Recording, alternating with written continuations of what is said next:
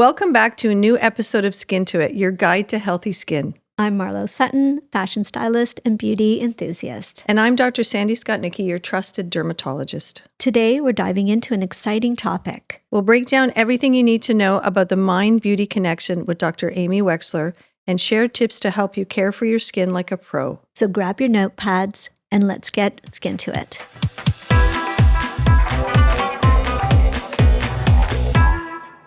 On today's episode, we have a very special guest, Dr. Amy Wechsler from New York City, who is a board-certified dermatologist and psychiatrist, one of only a handful in the U.S. She wrote a wonderful book, The Mind-Body Connection, which we have here and we will dive into. Now, it came out in 2008, which is interesting, well before this topic was sort of, as popular as it is now. And you're going to see that in our conversation with her. She also has a fun podcast with her daughter that Marlo and I checked out. Am I embarrassing you? And as we are both parents of Young kids adults. in there, so we get it. And it's exciting for me as a dermatologist to have someone who is actually qualified to talk about the brain-skin connection, axis, and how stress affects our skin. And this area of psychodermatology, it's often misunderstood and often discussed by people who really aren't that qualified. So Dr. Amy Wechsler's The Mind-Body Connection explores the relationship between mental well-being and physical appearance. In her book, she argues that mental health significantly impacts how we look and age. Dr. Wechsler draws on scientific research and her clinical experience to show you how stress, emotional health, and positive thinking can influence skin health, aging, and overall appearance. The book combines dermatology and psychiatry to provide practical advice on improving both mental and physical health. It covers strategies for managing stress, improving self-esteem, and adopting lifestyle changes that benefit both the mind and the body. The underlying message is that beauty is not just skin deep, but is deeply intertwined with emotional and psychological well-being. So thank you very much for joining us. Thank you for having me.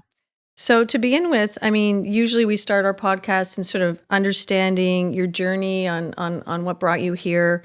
I mean, you are both a board-certified dermatologist and psychiatrist, and we really kind of want to get into, why and how that happened. I know from reading your book, I think you practiced psychiatry for about 7 years, and you missed sort of the hands-on experience of patients. So why don't you take us a little bit through your journey? Okay, I'll try the short story because I don't want to bore you guys. I went to med school thinking I had been an injured athlete, thinking I might be an orthopedic surgeon. I did some extra rotations in that and didn't love it. Found it an all boys club that I didn't feel like being a part of at the time. And I was a psych major in college and actually went and did emergency medicine as my internship. It was kind of a new specialty. This was back in 95. And didn't love it. Steep learning curve and then kind of boring. But what I loved the most was talking to my patients. And I went to Cornell for medical school. I called over to some professors over back at Payne Whitney and said, I think I'm interested in psychiatry. And it was like a homecoming. And it was it's an incredible department. So I did adult psychiatry and then managed care started in the middle of my residency. Hard to remember back to like before managed care, right? But inpatient psychiatry really got ruined. So we used to be able to keep patients for 2 months with a new onset of depression or mania or psychosis. And now it was 24 hours. And, I love the team approach. I loved all of that. Anyway, and I thought, okay, well, I love kids so much and teenagers. I'll do a child and adolescent fellowship, which I did. But I found I took the work home with me. It was so sad. And I worked for a couple of years, just 2 years after the fellowship. I ran a mobile crisis unit for visiting nurse service right after 9/11, which was fascinating. Wow. But I missed the physical part of medicine. I missed taking care of my patients' bodies in addition to their mind. And so I took a little time to figure out what makes sense to combine with the psych and was introduced to a couple of dermatologists who knew about Dr. Alan Shalita, who of course, Sandy, who was really the world's expert in acne and did all the initial studies with a couple of other dermatologists on Accutane and Retin-A in the 1970s. And Dr. S was very psychologically minded, and he was looking for a psychiatrist to train in dermatology. So it was a perfect meeting of the minds. I didn't know that part. Yeah.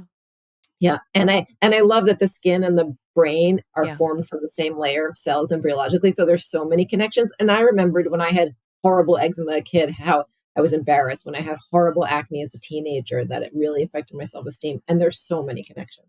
So your book really resonated with me on many, many levels. Thank you for reading it. Yeah. I work as a personal shopper at Whole Renfrew here in Toronto.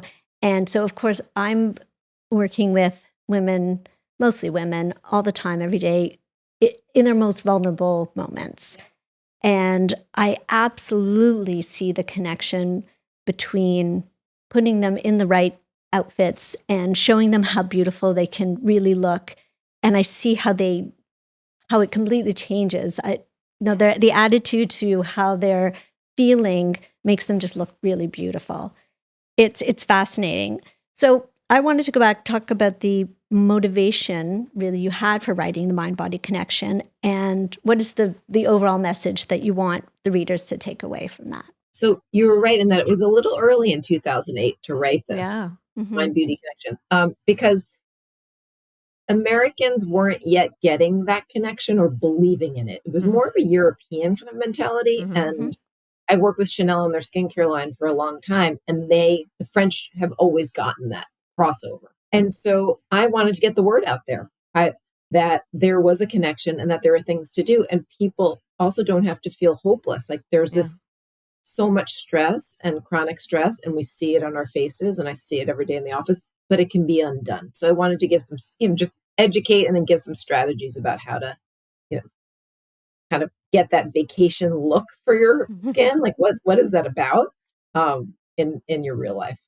I think that's, we were talking earlier while we were preparing for the episode, and like we have some similarities, and just listening to you, I mean, I wrote my book, Beyond Soap, in 2018 because you can only see so many people in your office, and you want to get the message out. Like, how do you get the message out to a broader audience? It's a very difficult thing to write a book, but like you were so ahead of your time, like talking about mind body connection. Now it's just like it's on everybody's lips at the dinner table, right? Did you meditate today? And actually, I really want to get into that as well. But for me, I was controversial telling people not to wash every day. I mean, I got people telling me I was this horrible stinky person. So It's so funny because in residency, one of my favorite professors and mentors was like, only wash your dirty parts. Yeah, only wash your bits. Bits and pits. Yes. Yeah. Well, we know that as dermatologists, but I think that part of the book and part of my frustration and wanting to write the book, like you said, is get the message out to the masses that there is a mind-body connection. Our skin and our brain are the same layer. I don't think a lot of listeners know that, or they're derived from the same layer. Yeah. So to get to a broader audience, and you have to go against marketing. Like for my messaging, it was against the Irish Spring guy washing his body head to toe. I mean, we've been sort of fed that. It's funny because I use it as an example because I think like you never want to be clean as a whistle. No. Right. Unless you're a soap company trying to sell more soap. Exactly. Exactly. And you talk about all of our similarities, right? Yeah, it was interesting. A bunch of articles that I read about you, interviews you had done. I love that you consider yourself a science geek because Sandy is always I'm always saying saying that about herself, and she's also very sensitive, has sensitive skin, sensitive to fragrance. Definitely loves products that have very, very few ingredients. Yeah. Such as Solution 10. Yeah, which we want to talk which about. Which we'll talk about. Thank you. Yeah, and I loved that. I thought this was such a great meeting. And yeah, I mean, when I picked the topic, and then I started to look around at, I'd heard of you and I knew of you and I knew your connection with Chanel. And I didn't actually know that you had written a book. And so you were, a wonderful pick. And then we started to realize that, we did have a lot of similarities. Like you were ahead of your time writing this book, and I think I was a little ahead of my time. So let's talk about actual science of the mind, skin, beauty, body connection, the brain skin axis, the scientific principles. When I was reading in the book, I kind of knew intuitively, but to just go back and to look, it's all hormones, right? If your cortisol goes up, you get more wrinkles. If you have great sex, you get beta endorphins, and that's going. Then serotonin, growth hormones, a runner's high with cannabinoids. So take us through the Coles notes for a non-physician, lay person listening to this about the brain-skin connection. So there's, so many interconnections, and they're bi-directional. I like to talk about, because most people understand the fight or flight response. Yeah. Right. So that was meant to get us out of danger very quickly, right? You're in the savannah, there's a predator chasing you. So you run as fast as you can away, and the blood goes to where it needs to be. And cortisol in raising up helps to do that, helps us to flee. And then then you're supposed to be out of danger quickly, and the cortisol level then goes back down and everything kind of recovers. The problem with modern life, especially where we live, is that the stressor is not quick and Yeah. over. It is constant. And I know like the word chronic, people aren't loving that word so much, persistent. And so then the cortisol level that was supposed to just pop up to help us be safe is up all the time. And it's causing so many problems. It's causing inflammation. And if we just talk, but also inside the body. But the problem with the skin, of course, as we all know, is that it's on the outside. And so we have to deal with how we feel about it and how the world interacts with us about it and how we worry the world's going to interact with us about it, right? If I have an ulcer, no one knows but me. And cortisol is highest during stress and highest in the morning and lowest during sleep. Yeah. And so I've been talking about sleep for so many years, and I Yeah. think finally it's getting its recognition Mhm. instead of being thought of as optional and a luxury and maybe on the weekend or on vacation. It's like actually every day we have to work hard to get sleep because you heal in your sleep, your mind, your body, everything. Well, we both have Aura rings. I don't have mine on right now, but Yeah. I mean, and I talked a lot about sleeping and aging as well Yes. in some of my chapters. So Yeah. I guess like, if I could just summarize that, like, I think of the brain skin axis is it's really a lot controlled by a lot of release of hormones, cortisol being one of the most, Yes. and then the favorable ones, right? Yes. I call cortisol the inflammatory, and the other ones that are positive are anti-inflammatory, Yeah, beta endorphins, growth hormone, oxytocin, yeah. all of the things that help us heal. And I liked your you discussed like a runner's high. You know how you Mhm. feel after you have a run, like, and that some of that is cannabinoids, right? Yes. So Yeah. yeah. In your book, you kind of talk about 7 habits of healthy skin and how they pertain to stress and mind-body connection. Things like exercise, deep breathing. Can we go through them, like in just for our listeners to sort of take away? Okay, these are 7 things I can do right now to sort of help my mind, body, skin connection. One of the things that was so important to me was to have realistic, practical things for people to do, Yeah, not expensive, fancy things that are unattainable or unreachable for most people. That doesn't make yeah. I sense. love And, that and it's about not your book. Mhm. Yeah, and it's not necessary. yeah. So one is sleep, right? Sleep is, I'm going to talk about it, 7.5 to 8 hours a night. That's what adults need. Kids need more. There's, something called sleep hygiene, which is just reviewing with someone like what they do in the hours leading up to sleeping. If they can't fall asleep, if they wake up in the middle of the night, or if they wake up early. There's so many different causes for those things and so many ways to help. So that's a whole, hour-long podcast in and of itself. Yeah. Sleep so important, and naps. I'm not a napper unless I'm in like a moving vehicle, but a power nap is amazing if someone can do that. Another one is getting outside. So I called it, I think, vitamin G for green. Mhm. Even in New York City, we have a lot of green spaces and trees, and so studies have shown that if you get outside even for 10 or 15 minutes a day and look at trees or grass or anything green, it lowers cortisol levels. Exercise. Now, some people hate to exercise, and it's not one specific kind of exercise, it's any kind. So I Yeah. would say whatever you love doing.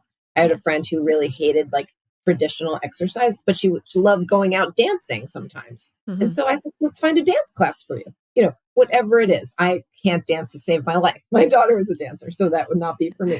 So whatever that is for you, and it should also be walking, because I think that's helpful. Mhm. Another thing is to see a friend in person. We're all now Mhm. on our devices so Yeah. much, and it is good to keep in touch with people, especially who don't live nearby, via email or text, etc. But studies have shown that seeing a friend, I'm going to say girlfriend, in person lowers your cortisol level. Lots of different ways to take care of yourself. I know you had mentioned, Sandy, sex, which Yes, that Yeah. is a great way to Or take care of yourself. or masturbation if you don't have a partner. I like that. I love Absolutely. that you I went was there. gonna say solo or together. My kids are All always good. rolling their eyes at me when I'm talking about sex, but it's true. No, it's good. And what does it releases? Oxytocin, Oxytocin, right, which is the oxytocin, love hormone. prolactin. Yeah. Yeah. And then I think the other ones that I remember were like gratitude journal, like focusing on yourself, and then deep breathing. Breathing. I mean, have you done any of those breathing? Like I've gone to a few retreats now, and I come back and I feel like people even look at me and go, "What did you do?" I go, "I didn't do anything. I actually just went away. I breathed a lot. I meditated a lot. I walked a lot. I was off my device, and it shows on my face." Yeah. People can always Absolutely. tell when you've had a vacation. Yeah, but sometimes, I go away on a vacation. Like I'll go to a medical meeting and I come back more haggard. That's not a that's not a That's not a vacation. vacation. It's not a vacation. No. So what are some common things that you're seeing in your office that like skin issues that are directly really related to stress? Acne for sure, but also premature aging. So I would say the main stress ones are acne, premature aging. Someone would be like, I did not have this wrinkle 3 weeks ago. I'm like, okay, what is going on in your life? And there's always something. People who are really stressed out, I think, and Sandy, I think you'd agree, have a higher chance of contact dermatitis. So a rash, reactive skin, itchy rashes, eczema, whatever we want to call it, because the skin barrier function isn't working as well. So I talk about people who have sensitive skin from birth, kind of like me, and then the temporarily sensitive skin during periods of stress. And then I'm often seeing patients, and most of them are women who complain about this, but pimples and wrinkles. They feel too old for their pimples and too young for their wrinkles. And I think one of the other things that I sometimes see, and we did a whole episode, which, I have actually told a lot of my patients when they come in with hair shedding, I say, go watch this episode. It's 20 minutes and it'll explain it all. I mean, there was a great article, I think, in the New York Times by a great science writer. It was called The Year America Lost Its Hair. And so, I like, saw that. Yeah, did you see that one? Yeah, the yeah, shedding of the hair yeah. due Yeah. telogen effluvium due to shedding. So that's another thing that I see in my office. But this term of premature aging is kind of new, isn't it? I think it is. Yeah.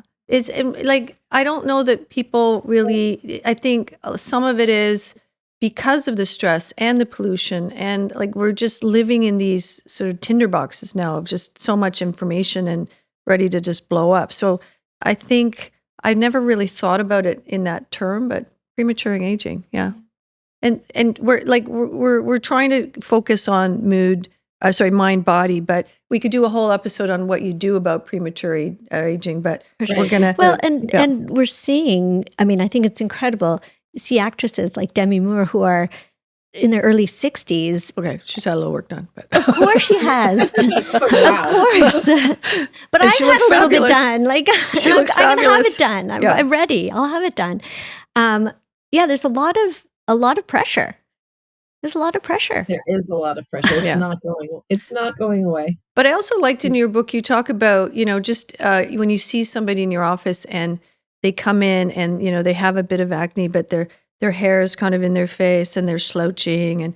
And when you treat them, this is one of the best things about being a dermatologist. They come back and their shoulders are back, their hair's off their face. I mean, there's a lot about how somebody's presenting themselves in your office. And I think it made me, when I was reading your book, made me sort of think about it again, because sometimes you're so busy in your office and you kind of brush off why are they actually here and why Mhm. they're maybe not a sullen teenager. They're actually hurting. So yeah. Mhm. I see it. I see it with my clients too. Yeah. It's really interesting. People just, yeah, they want to, they want someone to help them show off their best selves. Well, there's nothing like buying a new outfit and putting on some lipstick and you feel like $100. Yeah. Like, But it's also true. when you have someone there that is an expert, I mean, I'm Yes. in my field, Yeah. Yes. and who can help them really and explain to them and show them how, this is showing your waist or this is showing your best feature and this is, Yeah. and they look at themselves in the mirror and they can see those results. Mhm. Because I know you talked about in an article helping people with their acne, and Yes. that is just so fabulous to see them come back, and once their skin is clear, what you were able to give them in terms of confidence. how it It changes their spills lives. over into the rest of their life in Yeah. so many positive ways. And Marla, I'm sure you see that with your clients. If they're in an outfit where they just feel amazing, Yeah. right? They're standing up tall and they're putting out to the world that things are good. And then more positive interactions with people. And it's so great. Yeah, and it is. It's fabulous.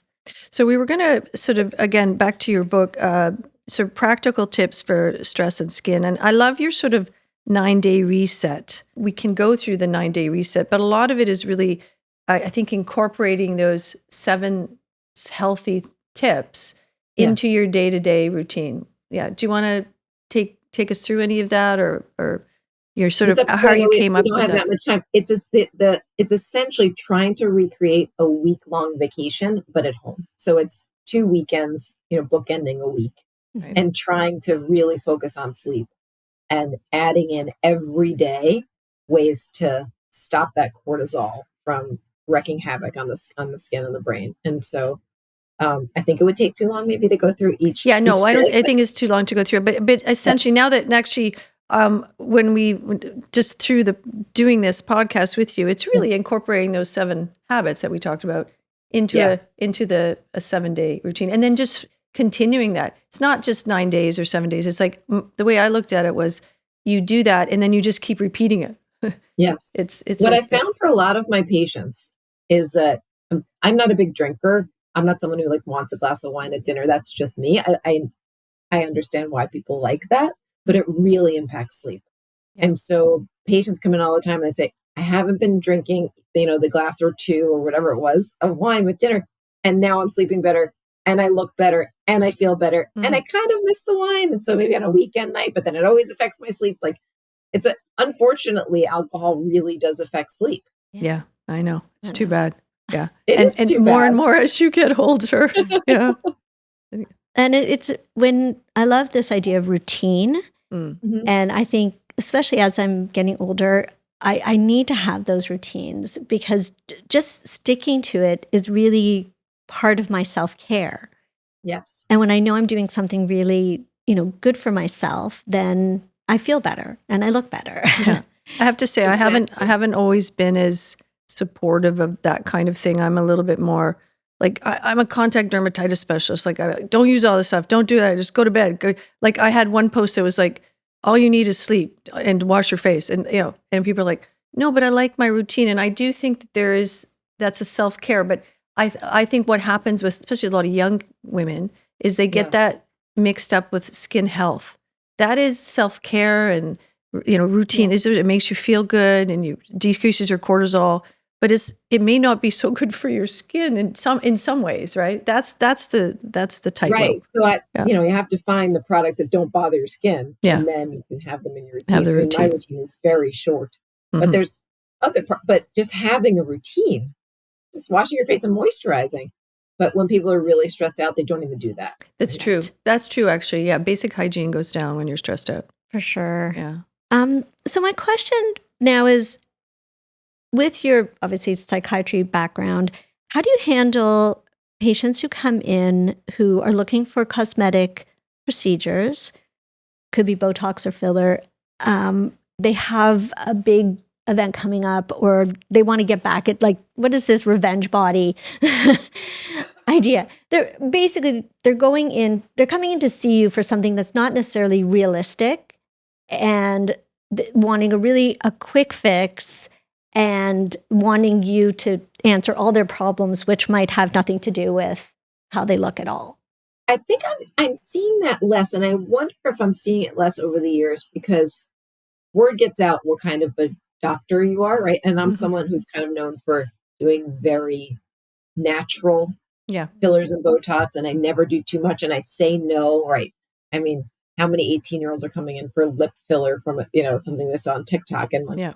no, you don't need it, and why? Explaining the anatomy. But I think when when someone comes in, I'll sit with them and ask them what's going on, Mhm.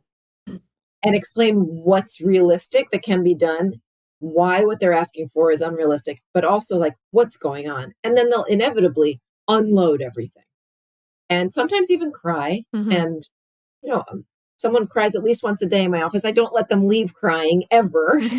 That's But good. people need to talk, they need to be heard, they need to be understood, and then they feel better.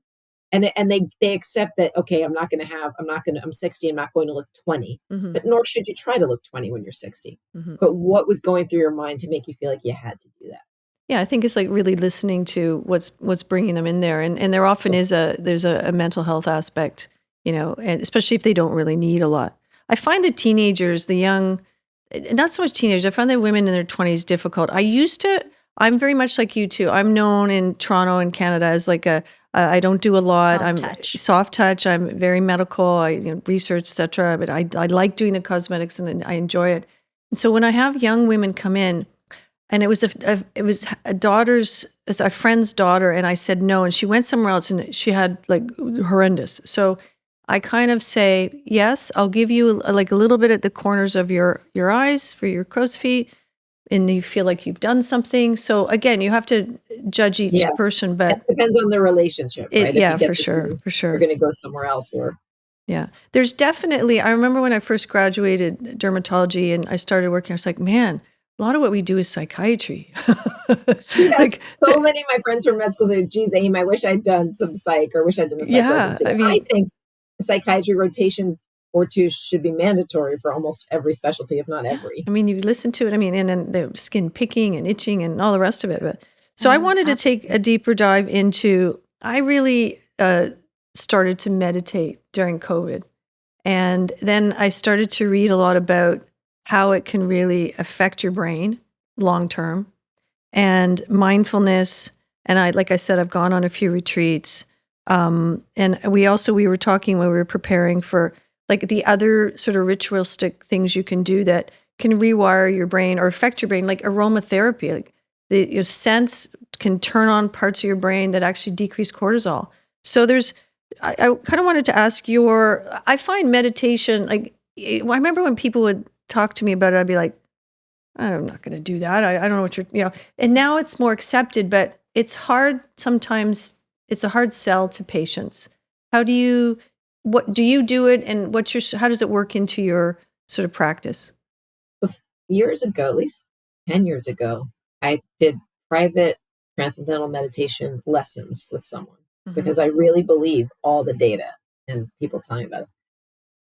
And I focused on it and I really tried, and Hmm. it wasn't good for me to sit there in that way for 20 minutes to not move and close my eyes. And I was going someplace dark in my Right. brain all Yeah. the time. So I said, I have to figure this out somehow for myself. So I call it a walking meditation. And I think it's a real thing where Yep. Marlo, like you, like most of the time, there's no headphones in. I Yeah. am walking. My phone is Hmm. in my pocket. If it buzzes, I don't answer it. And I really focus on leaves and trees and flowers and the tops of buildings and the sky. And I am somewhere else for that whole walk. I'm careful crossing the street, of course, Right. but um, and it feels like a walking meditation for me. I wish that I could do. I should probably try it again, but I tried it for a No, I while. think that's a great answer because I think, nobody wants to be shamed. Like, "Oh, I can't do it. Or you should try harder." I mean, some people, it's interesting. You went to a dark place. I can't do it sitting. I do it laying. I like to listen to mantras. I mean, so for what I tell people and even patients sometimes with eczema or other, like whatever works for you, there are different ways and going for a walk and just being present is a meditation of itself. So I love that your book gives people this like really practical advice. You're giving them steps that they can, bring into their life. And you're talking about it is complicated, and you have to wrap your head around it. The idea, this mind and beauty connection, but you really make it very accessible. So you wrote the book, or it came out in 2008. And what are advances that have been made in the field? What updates would you make to the book? Thank you for asking. I've thought about doing another one. I just don't know if Well, anyone's interested in publishing it. I haven't really tried, but my friend who was my publicist back then said, you have to do the next version of your I book. think actually the Yes. timing now and I think we both read, you had a Forbes article just about that. I think the timing is perfect, but damn, it's a lot of work to do a book, never mind a revision, right? Yeah. It is. It Yeah. is. And I published it with free press at Simon and Schuster, and all the people I worked with are no longer there. It was a long time ago. Mm. But I would like to. And I think, all the products in there are, some of them are gone. Some of them I don't recommend anymore. So that I would definitely update. But there's been a lot more data really to prove all this stuff. Mm-hmm. Yeah. For sure. And more acceptance. And, there's some things like you mentioned, psychodermatology is a field, but a lot of the people sort of saying they're psychodermatologists are neither psychologists, psychiatrists, or dermatologists. Right. So, Exactly. which is weird. Yeah. But and there are all these products out there now where the marketing is this cream will lower your stress level, and Oh, I know. There's so much. Yeah. so much. And why? And I look at all of them, I read the ingredients, and I don't see what they're talking about. No. But it's a trend. So it's a good trend, right? But then since it's a trend, people are selling things that don't really do much. And capital aspect. Well, I think actually we're going to end it there. And my last question was, the field of psychodermatology, where do you see it sort of heading? Because you are an expert in the next 5 years. And I just wanted to pick your brain about, I was at a meeting and there was a very famous basic researcher for atopic dermatitis who was talking about in his clinic, people with extreme eczema, like these are people that are covered head to toe. Now, a lot of them are now on these new drugs, but he always had a psychiatrist and a dermatologist in his clinic. They were always seen by both. And some of the research he was presenting was the fact that the inflammatory mediators are coming out of the skin, also probably the same with psoriasis, actually affect the brain and cause mood disorders in patients with chronic skin disease, not because, oh my gosh, I got a rash, it looks bad. It's actually like there's mediators that are coming from the skin and going into the brain. So I find that interesting. I wanted your comment on that and sort of where you see the field going. And yeah, I think you're right. I think we're still learning all the different connections, which is so cool. When I was researching the silver needle white tea for solution 10, they showed in the lab that tea applied to the skin decreases nerve growth factor 1. It's amazing, but and how that affected the brain and the feeling and the itch and the inflammation. So I think the more that it becomes known that these are a thing, I'm hoping the trend back to more old-fashioned medicine, which is just spending more time with our patients, sitting with them, asking them open-ended questions about their lives, in addition to what's going on with their skin, because it is all connected. I think it's probably impractical to have a psychiatrist or a psychologist in everyone's clinic. For sure, yeah. But I would love it if medical school focused more on the psych piece, if residencies in other fields other than psych added more psychiatry. I've been talking to people about that. I think that would be awesome. Mm-hmm. Well, definitely training the new dermatologists to ask open-ended questions and ask questions, and not just write a script.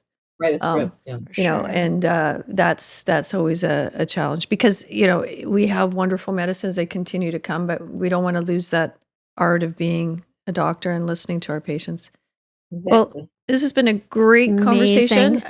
Thank you so much for your time and your knowledge and expertise in sharing that with us. Yeah. Thank you so much. I love being on. I feel like I could talk to both of you all day. I know. Yeah, it was fun. It was like a nice girl chat. Well, listen, thank you again. Well, and that's it. That's it. Till next time. We'll see you on Skin to It podcast.